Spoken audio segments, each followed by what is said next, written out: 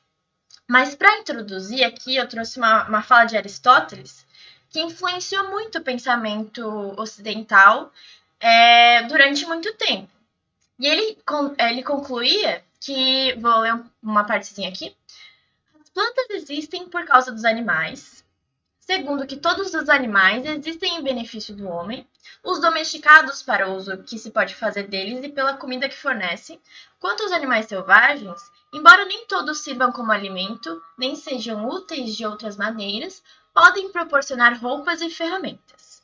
Se então estamos certos em acreditar que a natureza nada faz sem uma finalidade, um propósito, ela deve ter feito todas as coisas especificamente para o benefício do homem. Então tinha uma visão bem antropocêntrica do homem no mundo, né? Que faz sentido com a época. Na Revolução Industrial, com o surgimento das máquinas, isso piorou um pouco mais com René Descartes. Gente, desculpa se tiver barulho de carro, de moto aqui, eu moro numa rua meio movimentada, então pode ter barulho e desculpa, não tem muito o que fazer. Mas o que René Descartes dizia?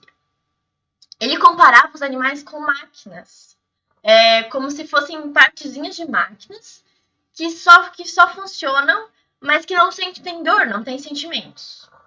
E aí o Rosenfield, ele comentou sobre isso, dizendo: batiam nos cães com perfeita indiferença e zombavam dos que sentiam pena das criaturas como se elas sentissem dor. Diziam que os animais eram relógios, que os gritos que emitiam quando golpeados não passavam do ruído provocado por alguma molinha que havia acionado, mas que o corpo como um todo não tinha sensibilidade. Pregavam as 4 patas dos pobres animais em tábuas para praticar a vivissecção e observar a circulação do sangue, tema que era motivo de muitas discussões. Então, começou uma grande... o início da experimentação animal assim mais fervorosamente e sem nenhuma questão ética assim muito discutida, muito debatida, porque eles consideravam que os animais não sentiam dor.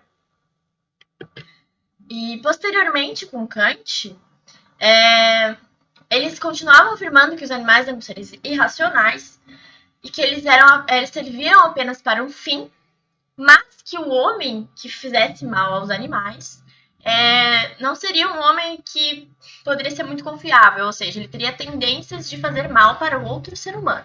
Mas eles não consideravam o valor do animal em si, eles consideravam o valor do homem por fazer mal aos animais. Então Darwin ele mudou um pouco essa perspectiva ao ter toda a considerar toda a evolução dos sentimentos dos animais. E ele disse: vimos que os sentimentos e a intuição, as várias emoções e faculdades tais como amor, memória, atenção e curiosidade, imitação, razão e etc., das quais o homem tanto se orgulha, podem ser encontradas em estado incipiente ou mesmo, por vezes, numa condição bem desenvolvida nos animais inferiores. Então, trouxe uma proximidade do ser humano com os animais. E aí começou a mudar um pouco a visão com a experimentação animal em si também. Atualmente, existem muitas discussões sobre isso e são polêmicas. No minicurso que eu fiz sobre ética e direito dos animais, o professor falou principalmente do Peter Singer e do Tom Regan. O Peter Singer ainda está vivo. E ele era um utilitarista, mas ele tinha suas considerações sobre isso. Mas primeiro ele dizia: ao emitirmos juízos éticos, extrapolamos nossas preferências e aversões. De um ponto de vista ético, é irrelevante o fato de eu me beneficiar ao enganar você e você sair perdendo. A ética extrapola o eu e o você e chega a uma lei universal, ao juízo universalizável ao ponto de vista do espectador imparcial. Tá, então eu vou falar um pouco sobre o utilitarismo. O que é o utilitarismo? É quando algo serve para algo. Ou seja, um rato, numa experimentação, pode servir para um bem maior de outros seres. Mas Singer tinha um cuidado com esse utilitarismo, dizendo que todos os seres deveriam ter uma igual consideração. E com isso ele tinha o objetivo de elevar o status moral dos animais e não baixar o do ser humano. Ele falava também sobre o especismo, né? Que é considerar o ser humano uma espécie soberana às outras. E ele não considerava isso correto. Então, como eu disse, ele considerava o princípio da igual consideração, em que uma ação desigual pode promover a igualdade. E nisso, ele abrange questões de gênero, questões de raça, né, que não existe, mas eles consideram como questões raciais, entre outras, né? Inclusive a questões dos animais. Aí tem uma questão muito polêmica que ele diz, que vamos supor que tem uma hipótese. Seria correto o experimento se um animal, ou até mesmo uma dezena deles, tivesse de ser submetido à experiência para salvar milhares de pessoas? Aqueles que fazem as experiências estariam preparados para fazê-las com seres humanos órfãos e portadores de lesões cerebrais graves e irreversíveis, se essa fosse a única maneira de salvar milhares de outras pessoas? Digo órfãos para evitar a complicação com os sentimentos humanos. Aí ele gera esse debate. Se as espécies são todas iguais, por que não fazemos experimentos com humanos, né? Ele ainda considera seres humanos órfãos, que têm lesões cerebrais graves, ou seja, por que não fazemos? Aí ele continua. Se os cientistas não estiverem preparados para usar órfãos humanos com lesões cerebrais graves e irreversíveis, sua presteza em usar animais não humanos parece ser discriminatória, ou seja, ligada a um especismo, considerando que somos espécies superiores aos animais. Unicamente com base na espécie, uma vez que os hominioides, eles usam esse termo, macacos, cães, gatos e até camundongos e ratos são mais inteligentes, mais conscientes do que se passa com eles, mais sensível à dor e etc., do que muitos seres humanos com graves lesões cerebrais que mal sobrevivem em hospitais e outras instituições. Aí fica a reflexão aí para vocês. Aqui tem 2 livros dele, em português, Libertação Animal e Ética Prática. Eu ainda não li eles, mas eu pretendo ler algum dia. E temos o Tom Regan, que ele já faleceu. Ele não defende a reforma no modo como os animais são tratados, mas a abolição da exploração animal, incluindo aspirações como a abolição da agricultura animal, da indústria de peles e da experimentação para fins científicos. Então, o Reagan, ele não é utilitarista, ele considera o valor inerente dos indivíduos, como se todos tivessem valor por si, e não para o uso científico ou para o homem, e sim por conta deles mesmos. Mas ele é um pouco radical em não defender, radical, isso está sendo dito por mim, né? Por defender que tem que ser totalmente abolido o uso de animais pelo ser humano, né? Porém, o Reagan tem um dilema do bote salva-vidas, em que ele tem 4 seres humanos adultos e um cão, e aí um tem que ser jogado para fora da água. A questão que entra nisso é que ele tem o princípio de quantitativo e qualitativo. O quantitativo, o maior número de vidas deve ser sempre salvo. Ou seja, não importa a espécie, o que importa é que tipo, a maior parte dos indivíduos não sejam prejudicados. Agora, na parte qualitativa, isso é um pouco questionável. Porque o que ele considera como qualitativo? A complexidade dos animais, ou seja, quem sentirá mais dor. E aí ele disse, deve-se evitar o dano maior, independente do número de indivíduos em questão. Ou seja, No dilema do bote salva-vidas, ele diz que o cão que deve ser jogado para fora, por conta da complexidade do ser humano em ser jogado para fora, do bote. E que por conta disso ele sofreria mais. Aqui tem 2 livros do Reagan, no The Case of Animal Rights e esse Jaws. Jaulas, na verdade, falei errado.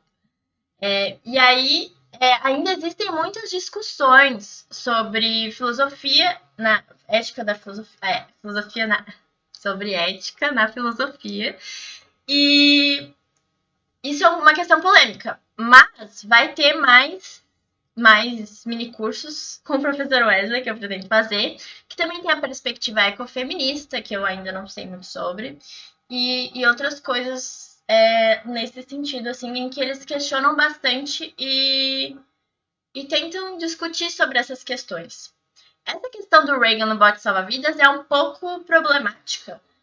E o Singer ele chegou a responder o Reagan, porque por conta disso, se alguém pegasse somente essa justificativa, poderia ser justificado o teste com os animais, usando um ser menos complexo para salvar milhares de vidas. Então ali teve até outros filósofos que comentaram sobre o assunto, mas ficou um pouco polêmico e aí o Reagan faleceu, né? Bom, a professora me deu material sobre a utilização de materiais de animais na pesquisa. E aí o Russell e o Brunch, eles têm o princípio dos 3 R's, que eles não baseiam isso muito em nenhuma filosofia, mas eles dizem que é mais ético se pudermos utilizar animais, mas se pudermos substituir, não utilizarmos, com a redução do maior número de animais possíveis e com o refinamento, né? Então, tentar dar as melhores condições para os animais e, enfim. Sobre as diretrizes e leis na questão de pesquisa animal, já existe uma lei, a lei número 11.794, que ela surgiu com a criação da CONSEUA, né? Conselho Nacional de Controle de Experimentação Animal. E aí também, para realizar experimentação animal, é preciso fazer um projeto e submeter para a CONSEUA. Só que isso é mais com vertebrados, cordados vertebrados, né?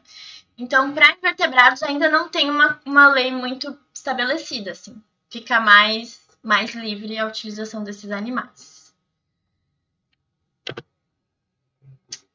Então, aqui eu quis trazer um questionamento, né? Podemos muito, mas será que devemos?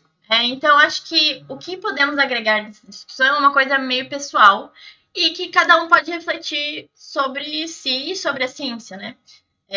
A gente já tem muitas tecnologias, talvez não tão eficientes, mas de que modo que a gente pode sanar esses danos aos animais ou de que forma isso pode ser ético, né? Na comparação com o especismo, no utilitarismo. Enfim, fica a reflexão para vocês. Espero que esse seminário tenha sido útil para vocês e eu acho que é importante a gente, como pesquisadores, estar sempre se atualizando sobre essas questões e sobre comparando com o que fazemos, né, para ver se isso condiz com uma prática ética que considera os animais de uma forma que biólogos como nós, acho que gostaríamos muito de considerá-los de uma forma boa, né? Então é isso. Obrigada.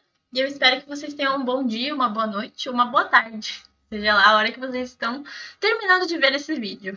Tchau, gente!